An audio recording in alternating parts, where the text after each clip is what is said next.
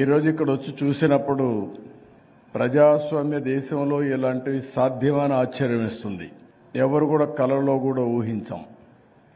ఒక వ్యక్తి విలాసవంతమైన జీవితాల కోసం, తన స్వార్థం కోసం ఏ విధంగా ఇలాంటి కార్యక్రమాలు చేస్తాడో ఇది చూసిన తర్వాత మైండ్ బాగ్లింగ్, గుండె చెదిరిపోయే నిజాలు వస్తున్నాయి. ఇంత నేరాలు చేయాలంటే కూడా ధైర్యం ఉండాలి, అన్నిటికీ తెగించాలి, అప్పుడే చేయగలుగుతారు. అయితే ఈరోజు ప్రజాస్వామ్యం చాలా బలమైనది.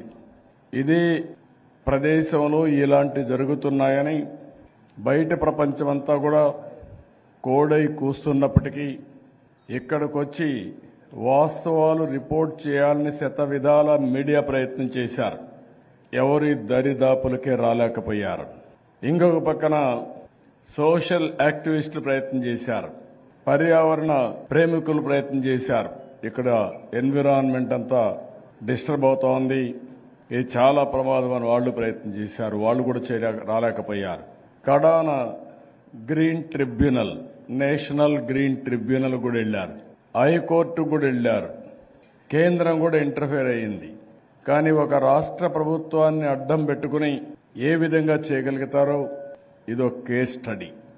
నేను ప్రయత్నం చేశాను ఇక్కడ రావడానికి, మా మిత్రుడు పవన్ కళ్యాణ్ ప్రయత్నం చేశారు, బీజేపీ నాయకులు ప్రయత్నం చేశారు.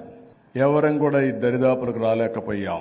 అవన్నీ చూసిన తర్వాత ప్రజాస్వామ్యం అనేది ఎంత బలమైందంటే ఈరోజు నేరుగా వచ్చి చూడడమే కాదు, ఈ బిల్డింగులు ఏం చేయాలి, ఎంత దుర్మార్గంగా చేశారు అని ప్రజలకు చెప్పే అధికారం మాకు ఇచ్చారు.